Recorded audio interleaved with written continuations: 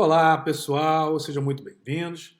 É um prazer enorme estar aqui com vocês para a nossa primeira aula sobre esse tema que é extremamente interessante, mas ainda pouco conhecido no Brasil. É um assunto que vem ganhando força nas últimas décadas, mas é bastante explorado, por exemplo, no continente europeu. E qual é esse tema? O tema é a legística.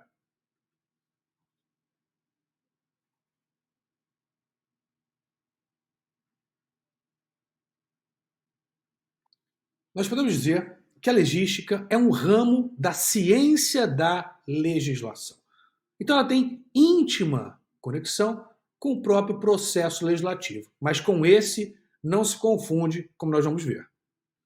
Desde logo é importante estabelecermos aqui uma distinção entre processo legislativo e a legística em sentido lato. O processo legislativo, como nós sabemos, indica aquele conjunto de atos interligados, concatenados, direcionados à produção legislativa, à produção de leis e atos normativos. Indica, em última instância, aquele conjunto de regras a serem observadas para a criação, por exemplo, de uma lei ou de outros atos, como falado, legislativos.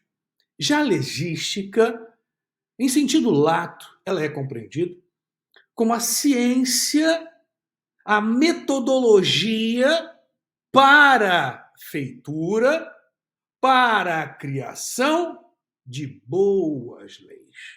Então a legística ela é voltada para a qualidade da lei. O processo legislativo, o caminho que deve ser percorrido para a criação de uma lei. A legística indica aquele conjunto de métodos, de técnicas, para que essa lei produzida seja uma lei de qualidade, seja uma lei boa, como falar. E quando uma lei é boa? Uma lei é boa quando elaborada com clareza linguística, gramatical, correção, precisão, mas não apenas isso. Não apenas o aspecto gramatical, também o aspecto da eficiência. Então, uma lei é boa quando essa lei é eficiente, quando essa lei é apta a alcançar as finalidades pretendidas. Uma lei é boa quando ela respeita substancialmente direitos e garantias fundamentais, quando ela garante segurança jurídica. Portanto, para que nós possamos afirmar que uma lei é boa, que uma lei é de qualidade, não se analisa apenas o aspecto linguístico, o aspecto gramatical, mas também é necessário uma análise, um exame do aspecto substancial, da eficiência, da efetividade dessa lei a ser criada. Assim sendo, a legística é um ramo, como dito, da ciência da legislação que busca a interdisciplinariedade como um instrumento para a produção de boas leis. Então você tem necessariamente uma ligação com outros ramos do conhecimento, como dito, não apenas com a linguística, mas também com a economia, com a ciência política. Logo, a legística, ela é altamente complexa. Ela não se reduz, embora alguns autores limitem a legística ao aspecto linguístico, já antecipo desde logo. Ela não se reduz ao aspecto linguístico da criação legislativa. Como falado, no Brasil ainda é comum a legística, né, ainda está engatinhando no Brasil, ainda é comum no Brasil vincular a legística única e exclusivamente às questões linguísticas, de correção linguística, gramatical, de correção clareza e precisão linguísticas. Não. A legística, ela também é voltada à produção de leis que sejam menos onerosas ao poder público, mais eficientes quanto ao atendimento, ao alcance dos seus objetivos.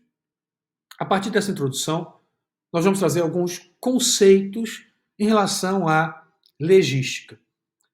Desde aqueles conceitos mais simples aos conceitos mais elaborados quanto à legística. Um dos principais conceitos adotados no Brasil é de Ricardo da Silva Souza. Ele define legística como área do conhecimento que estuda e se ocupa de como fazer normas, envolvendo sua concepção e redação de forma metódica e sistemática, consubstanciada num conjunto de regras que visam contribuir com a adequada elaboração e o aprimoramento da qualidade de atos normativos. De forma simples, a legística pode ser conceituada como a arte de bem fazer normas. Veja que esse é um conceito ainda primário, mas parece ser um conceito insuficiente para atender toda a complexidade da legística. O que significa isso? A arte de bem fazer normas. É fazer aquela lei com a linguagem correta, escorreita, seguindo as regras formais daquele respectivo idioma. Isso é suficiente para que se faça uma boa lei? Ou uma boa lei é aquela que causa menos ônus para o Estado, para os cidadãos e alcança os objetivos pretendidos? Em outros termos, uma boa lei é uma lei eficiente? O que é uma boa lei? Uma boa lei é aquela que respeite, por exemplo, princípios, estudos de outros ramos do conhecimento humano, por exemplo, da economia, da política. Ou fazer uma boa lei é não levar em consideração outros ramos do conhecimento humano. Então, por exemplo, o deputado pretende fazer uma lei aumentando ou reduzindo impostos. É suficiente para que essa lei seja boa? A sua elaboração de forma correta e precisa, com respeito às regras da linguagem formal padrão daquele país? Ou é necessário, para que essa lei seja boa, que ela tenha uma forte base em estudos quanto às causas, efeitos, consequências que podem acarretar na economia? É isso que a legística precisa se preocupar. Não apenas com aspecto de correção, de precisão, quanto a linguagem adotada. Mas é necessário, para que você tenha uma boa lei, uma lei de boa qualidade, a depender do tema, do assunto ali tratado, que você recorra a outros ramos do conhecimento humano. Como falado, a interdisciplinariedade ela é fundamental no estudo da legística. Eu vou trazer até para vocês agora, antes de avançarmos propriamente em outros conceitos de legística, eu vou trazer para vocês um exemplo do que não é uma boa lei.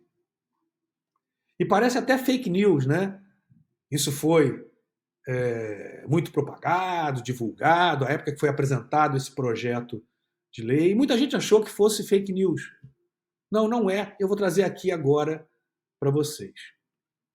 Projeto de lei, olha aqui, 582, hein? Então tá aqui, ó, 582. de 2020, apresentado pelo então deputado, pois ele foi cassado, boca aberta. Veja só como dispõe. Dispõe sobre a amputação das mãos de político condenado por crime de corrupção contra o patrimônio público, desde a condenação até o trânsito em julgado. Veja só que eu não vou nem entrar aqui na questão, pelo menos não ainda, da amputação dos membros. Mas ela já diz, veja só, já diz os motivos do projeto de lei, já diz que a pena de amputação, ok, mas a pena já seria aplicada antes mesmo do trânsito em julgado. Aqui você já tem um problema. Já tem um problema a partir do que a Constituição dispõe. A Constituição exige para execução de pena o trânsito em julgado. Posição essa, que também é a posição do Supremo Tribunal Federal. Logo, você já tem aqui um problema na lei. Já não parece ser um projeto de lei bom, fadado, eventualmente, à declaração de inconstitucionalidade. E não estão nem aqui avançando na questão da amputação dos membros. Então, veja novamente, dispõe sobre a amputação das mãos de político condenado por crime de corrupção contra o patrimônio público, desde a condenação até o trânsito em julgado. Então, logo na abertura, já se vê que aqui não temos o que se poderia chamar de uma boa lei ou de um bom projeto de lei. O projeto segue. O Congresso Nacional decreta, artigo 1º, dispõe sobre a amputação das mãos direita e esquerda de político que cometa crime de abuso de poder econômico, improbidade administrativa, que importe lesão ao patrimônio público, enriquecimento ilícito, desde a condenação até o trânsito em julgado. Parágrafo 1º. Presidente da República, governador de Estado, prefeito, membros do Congresso Nacional, das Assembleias Legislativas, da Câmara ou das Câmaras Legislativas, da Câmara Legislativa, das Câmaras Legislativas Municipais, que tenham contra sua pessoa ou os que forem condenados em decisão transitada em julgado ou proferida por órgão judicial colegiado, terão suas mãos amputadas se cometerem os seguintes crimes. Então, veja só, mesmo antes do trânsito em julgado, tá? Após o trânsito em julgado ou condenado por órgão colegiado. Pelos seguintes crimes: abuso do poder econômico ou político, contra a economia popular, a fé pública, a administração pública, patrimônio público, lavagem e ocultação de bens, direitos e valores, organização criminosa, quadrilha ou bando que tiverem suas contas relativas ao exercício de cargos ou funções públicas rejeitados por irregularidade insanável que configure ato doloso de improbidade administrativa e por decisão irrecorrível do órgão competente. E os detentores de cargo na administração pública direta, indireta ou fundacional que beneficiarem a si ou a terceiros pelo abuso do poder econômico ou político, que forem condenados em decisão transitada em julgado ou proferida por órgão judicial colegiado, nesse caso antes mesmo do trânsito em julgado. F. Os que forem condenados à suspensão dos direitos políticos em decisão transitada em julgado ou proferida por órgão judicial colegiado, por ato doloso de improbidade administrativa, que importe lesão ao patrimônio público, enriquecimento ilícito, desde a condenação ou trânsito em julgado. Artigo 2º.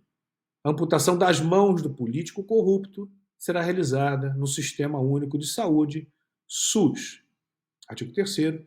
Esta lei entra em vigor no dia 1º do terceiro mês após a data de sua publicação. Mas agora vamos à justificativa. Justificativa. O presente projeto de lei dispõe sobre a amputação das mãos direita e esquerda do político condenado por crime de corrupção contra o patrimônio público, desde a condenação até o trânsito em julgado.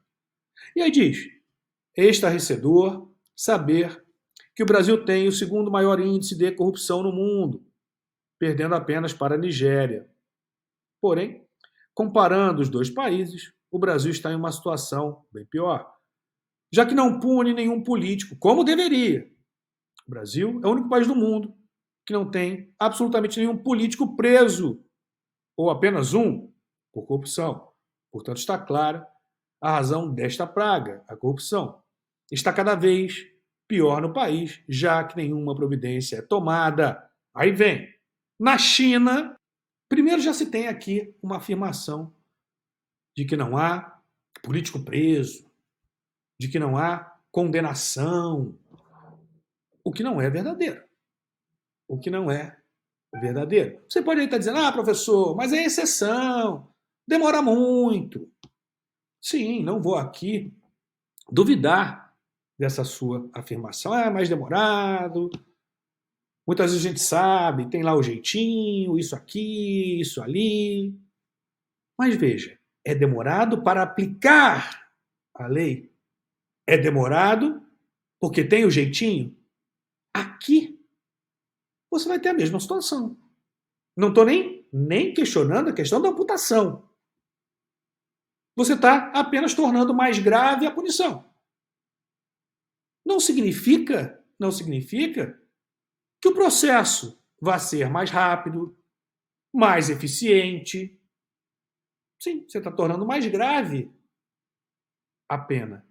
Mas continua a existir, eventualmente, os mesmos problemas, que é quanto à aplicação, que diz respeito ao processo, talvez ao foro prerrogativa de função, aos inúmeros recursos, e não à punição. Percebe que eu estou aqui colocando para vocês? Veja novamente, a justificativa aqui é que não há punição ao político corrupto. Ok. E o que esse projeto de lei traz para tornar mais efetiva a punição contra políticos? Sim, eu estou esperando. Nada. O que está fazendo aqui, pura e simplesmente, você tem lá uma pena para o crime de corrupção. Vamos imaginar. Tá? Pena de 4 a 10 anos. Ok. Aí vem a justificativa. Olha, nenhum político está preso, nenhum político condenado. Vamos aumentar a pena. Não de 4 a 10, agora de 10 a 100 anos. Ou amputar, como diz aqui, os membros. Qual é a solução trazida por esse projeto ao problema que o próprio projeto identifica, que é da efetividade do processo da punição? Esse projeto, ele aumenta a pena. Ou traz uma pena mais grave. Mas não resolve, não soluciona o problema da efetividade do processo. O problema que nós temos normalmente, e que o próprio projeto identifica, e não só em relação a político, tá? Mas de uma forma geral, é a efetividade do processo. Então perceba que o que eu estou aqui colocando é que a justificativa do projeto, a justificativa para a criação do projeto, que é a inefetividade da lei penal, do processo penal, em relação à punição de parlamentares,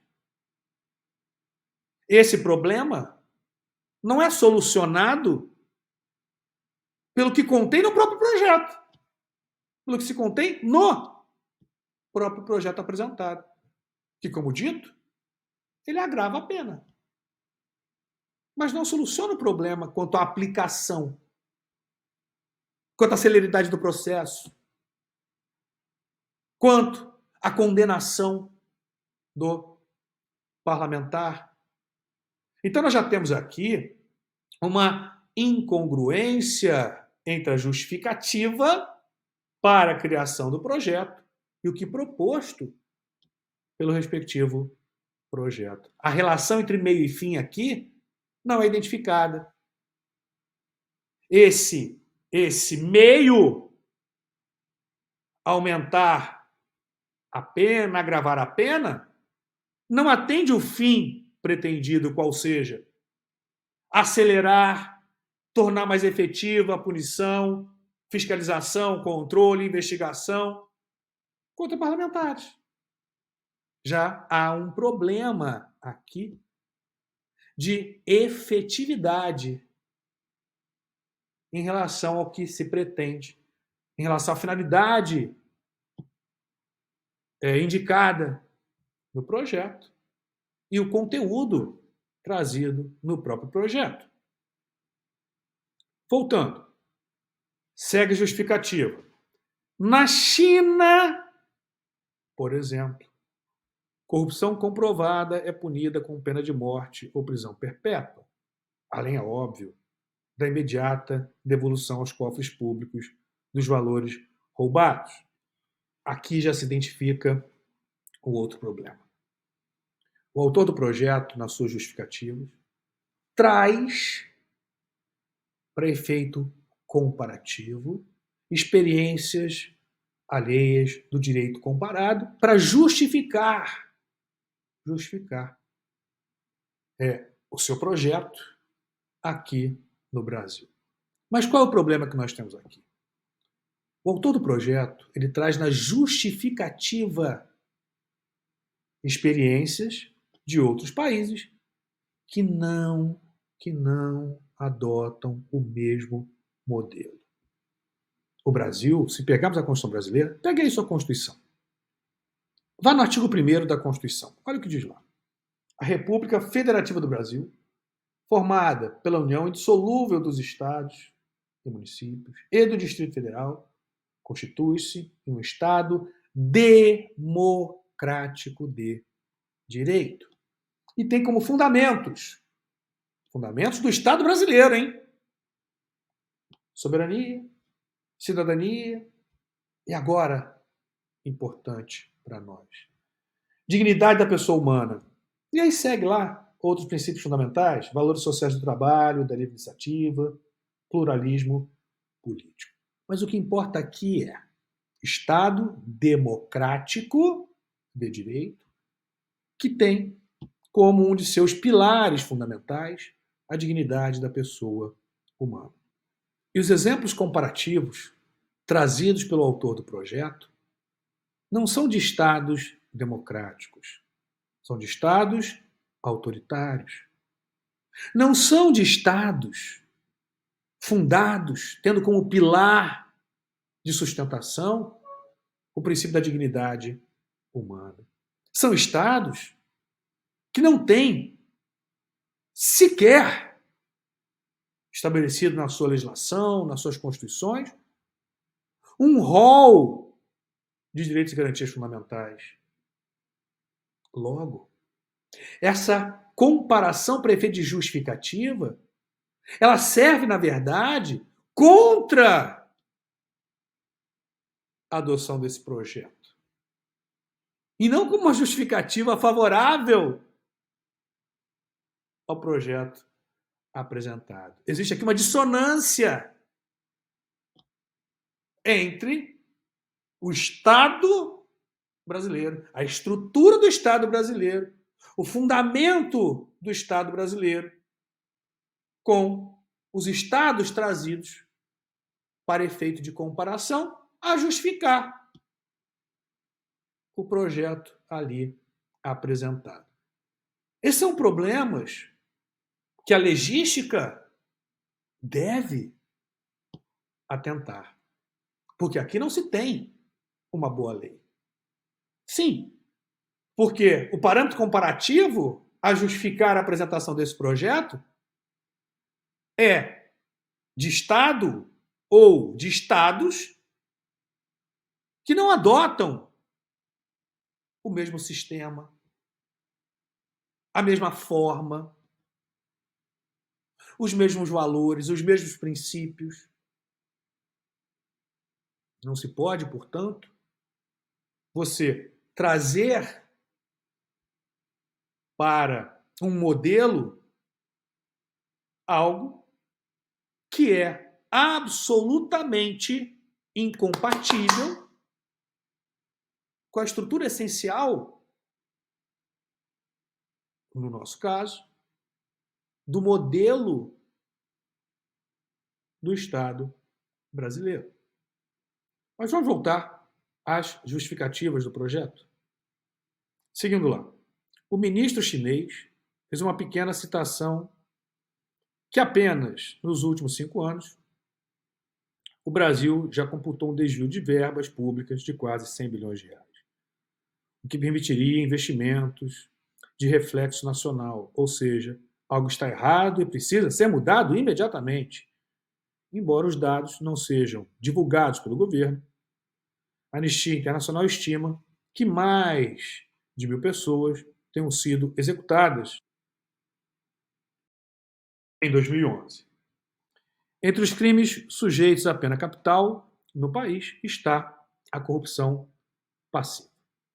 O método de execução mais usado para aqueles considerados culpados por corrupção e outros crimes econômicos é a injeção letal. Já o fuzilamento é usado para quem pratica outros crimes, como assassinatos. Vamos novamente à Constituição, artigo 5º, inciso 47. Olha o que diz lá. Não haverá penas de morte, salvo em caso de guerra declarada, nos termos do artigo 84, inciso 19 da Constituição. Não haverá penas de caráter perpétuo, de trabalhos forçados, de banimento e cruéis. Então, logo se percebe, numa análise bastante superficial, que esse projeto de lei é absolutamente incompatível com o modelo constitucional brasileiro, com os princípios fundamentais do Estado brasileiro, com os direitos e garantias fundamentais, com as vedações às punições de natureza penal estabelecidas na Constituição. Mas temos mais lá na justificativa. Segue o autor. O Irã, olha aí novamente, o Irã, outro exemplo comparativo, que não se adequa ao sistema adotado pelo Estado brasileiro. Aqui nós não temos um Estado democrático, temos um Estado autoritário, não temos um Estado laico, temos um Estado religioso, não temos um Estado que possua o rol de direitos e garantias fundamentais, não temos um Estado que proíba penas de caráter cruel e desumano. Como é que você traz esse modelo para efeito comparativo para justificar o projeto apresentado? Quando, na verdade, esse modelo comparativo serve para justificar a não aceitação desse projeto.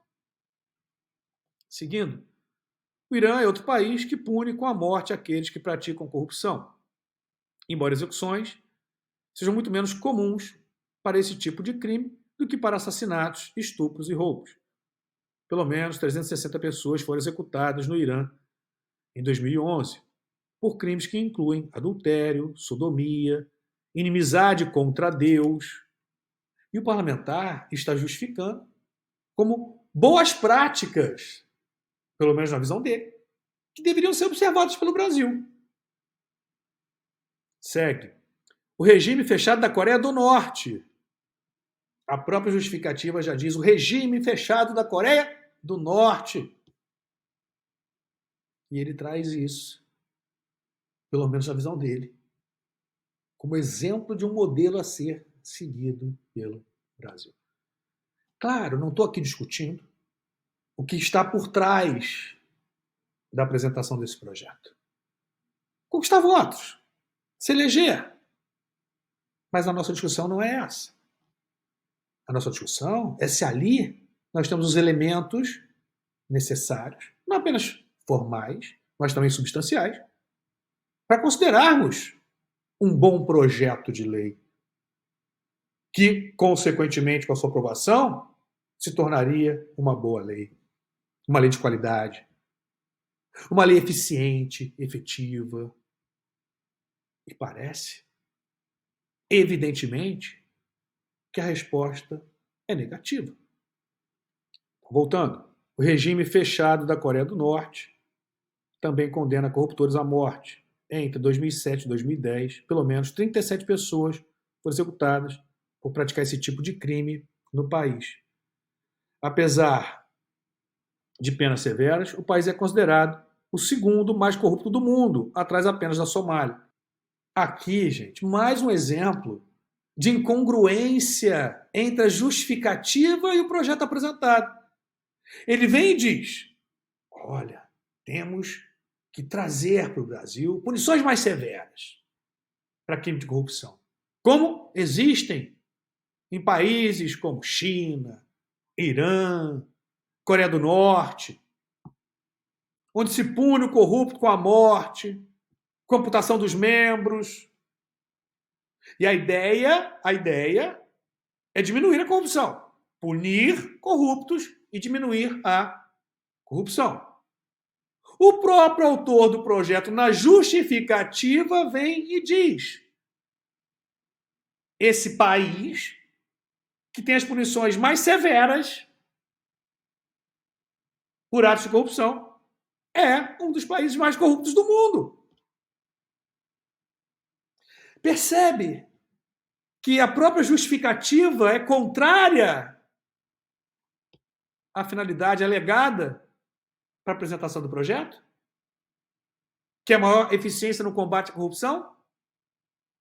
O próprio autor está mostrando que esses países que estabelecem punições severas, muito severas, não são menos corruptos. São até mais corruptos. Logo, não é uma norma eficiente. Não é uma norma que cause o menor ônus, mas que traga os maiores benefícios. Não. É uma norma que causa ônus tremendos e que traz quase benefício nenhum. Voltando. Políticos se aproveitam da boa-fé dos eleitores, prometem tudo, não cumprem, e nada lhes acontece. Políticos desviam verbas de vários setores, como educação, saúde, e muita gente morre por causa disso. Perceba o que eu disse para vocês. Esse é um projeto que tem um fim muito claro, que é angariar votos para esse parlamentar. Só isso. Só isso. Ele sabe que o projeto não vai adiante, sabe que o projeto é absolutamente inconstitucional, sabe que não é efetivo, não é eficiente para atender o fim pretendido. É um projeto apresentado para ganhar votos. É apenas isso. É um melhor exemplo do que não se deve fazer. É jogar para a população. Veja os argumentos. Olha lá. Quando se desvia dinheiro de merenda escolar, por exemplo, muitas crianças passam mal de fome. Por isso, ninguém faz nada. Está vendo o discurso? A justificativa é um discurso. Na justificativa, você não traz nada que impeça isso. Nada que impeça esse desvio de verba. Nada que dificulte a prática da corrupção. Nada que torne mais efetiva a punição dos corruptos, a devolução de dinheiro desviado. Não, o projeto não traz nada disso. Ou seja, o projeto não é apto a atingir o fim que o próprio projeto pretende. Você pode agora se perguntar: poxa, professor, mas um projeto desse então é apresentado, vai ter que ser colocado em tramitação, passar por todo o processo legislativo, vai ter que ser votado, consequentemente rejeitado. Olha o dispêndio de tempo, de dinheiro, isso tudo tem um custo. Isso causa um prejuízo político, um prejuízo econômico. Para que esse projeto, que é claramente inconstitucional, seja, lá ao final, rejeitado, ou, se, vamos imaginar uma loucura, seja aprovado, transformado em lei e venha a ser declarado inconstitucional. Não se pode fazer nada. Uma maluquice dessa apresentada tem que ser colocada em tramitação? Não. Nós temos uma solução no próprio regimento das casas legislativas. Essas regras regimentais foram utilizadas, inclusive, nesse projeto, determinando a devolução ao autor, por ser flagrantemente inconstitucional. Veja lá, regimento interno da Câmara dos Deputados. A presidência devolverá ao autor qualquer proposição que não estiver devidamente formalizada em termos, versar sobre matéria alheia à competência da Câmara, evidentemente inconstitucional e antirregimental. Então, o regimento interno da Câmara dos Deputados,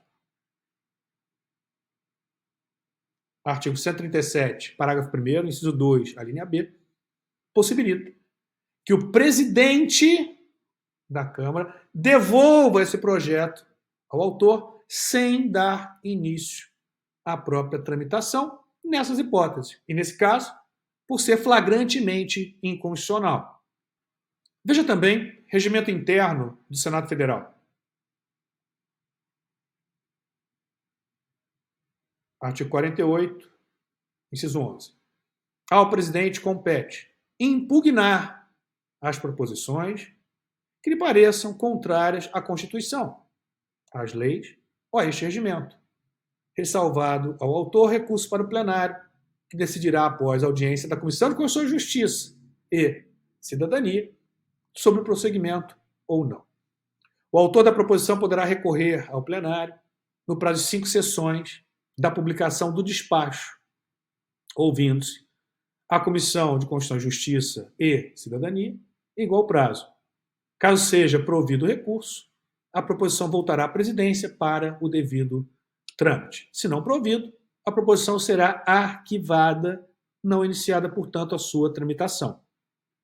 Mas, professor, e se for dado provimento a esse recurso e colocado em tramitação? Colocado em tramitação, nós vamos analisar também nas nossas aulas o processo legislativo, mas eu já faço, desde logo, um destaque. Uma vez colocado em tramitação, iniciado, portanto, o processo legislativo, o projeto de lei deve ser submetido à análise pelas comissões. Submetido à análise pelas comissões temáticas e também à CCJ, Comissão de Constituição e Justiça e Cidadania. E aqui nós temos uma outra possibilidade desse projeto não ser ou não se prosseguir a tramitação desse projeto. E qual é a hipótese? Cabe às comissões, em razão da matéria e a própria CCJ, emitirem parecer. Parecer favorável ou contrário ao projeto antes da deliberação e votação em plenário. Em regra, o parecer emitido pelas comissões tem caráter meramente opinativo. Mesmo sendo contrário ao projeto, não encerra a tramitação. O projeto prossegue em tramitação, mesmo tendo parecer contrário. Então, os pareceres são, em regra, meramente opinativos. Mas nós temos 3 exceções. 3 exceções em que o parecer contrário à proposição legislativa, contrário ao projeto de lei, tem efeito terminativo.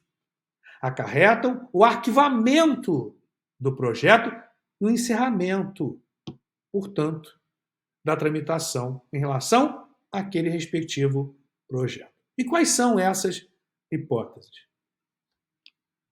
Veja, como dito, análise pelas comissões temáticas, cabe às comissões emitir parecer. Parecer, como dito, que é, em regra, meramente opinativo. Excepcionalmente, será, olha aqui, terminativo.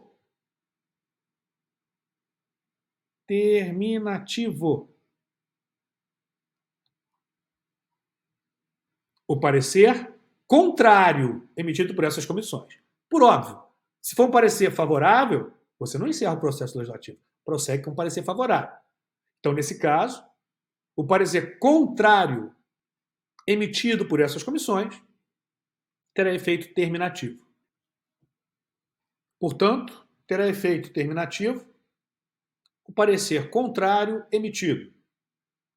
1. pela CCJ, Comissão de Constituição e Justiça e Cidadania. 2. Comissão de Finanças e Tributação. E 3. Comissão especial. O que é isso, comissão especial? Comissão especial tem por finalidade acelerar o processo legislativo. Assim sendo, quando uma proposição legislativa trata de temas diversos, então quando um projeto de lei trata de temas diversos, ele teria que ser submetido a comissões temáticas distintas em relação ao tema. Então, temas diversos têm que ser submetidos a essas comissões temáticas distintas.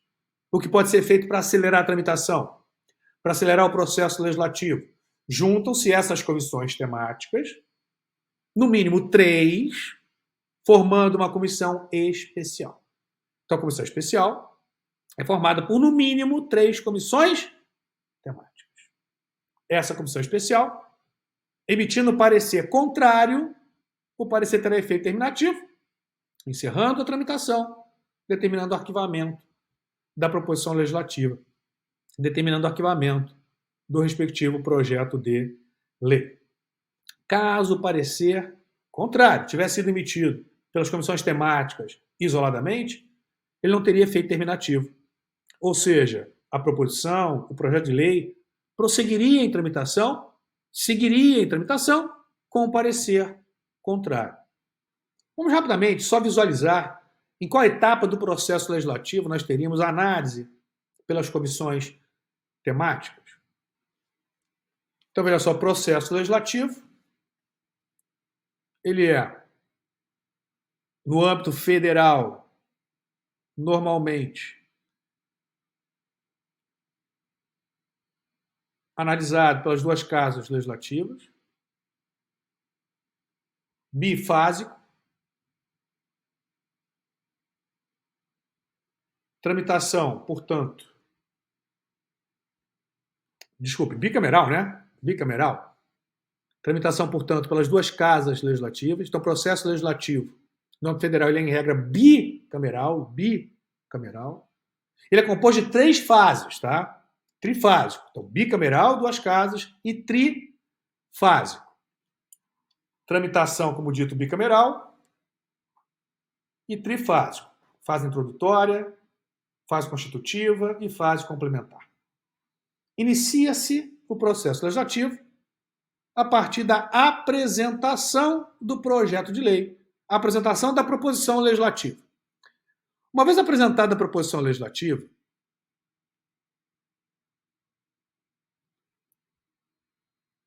como já visto, antes mesmo de iniciar a tramitação, pode o presidente da respectiva casa devolver ao autor o projeto, por exemplo, nas situações em que o projeto seja flagrantemente inconstitucional, como já visto no exemplo do projeto de autoria do ex-parlamentar Boca Aberta, projeto que pretendia estabelecer no Brasil como sanção para os crimes de corrupção a amputação dos membros. Mas passando por esse primeiro filtro do presidente da respectiva casa legislativa, iniciando a tramitação, a proposição legislativa, o projeto de lei, é submetido à análise pelas comissões. É exatamente nesse momento que as comissões, como visto, de Constituição e Justiça, Finanças e Tributação e comissões especiais podem emitir parecer contrário à proposição. E nessas hipóteses, o parecer terá efeito terminativo, não será meramente opinativo. Vai encerrar a tramitação, acarretando o arquivamento daquele projeto, não prosseguindo nas demais etapas do processo legislativo. Não se preocupem que nós ainda vamos também falar do processo legislativo e das suas etapas, tá? Nós vamos então fechar esse bloco com aquele conceito mais básico de legística, mas já entendendo que a legística é muito mais complexa do que esse conceito mais básico. Vamos voltar no próximo bloco, avançando em outros conceitos mais modernos, mais complexos, em relação à chamada legística. Rememorando, portanto, Ricardo da Silva Souza define legística como área do conhecimento que estuda e se ocupa de como fazer normas, envolvendo sua concepção e redação de forma metódica e sistemática, consubstanciada num conjunto de regras que visam contribuir com a adequada elaboração e aprimoramento da qualidade dos atos normativos. De forma simples, a legística pode ser conceituada como a arte de bem fazer normas.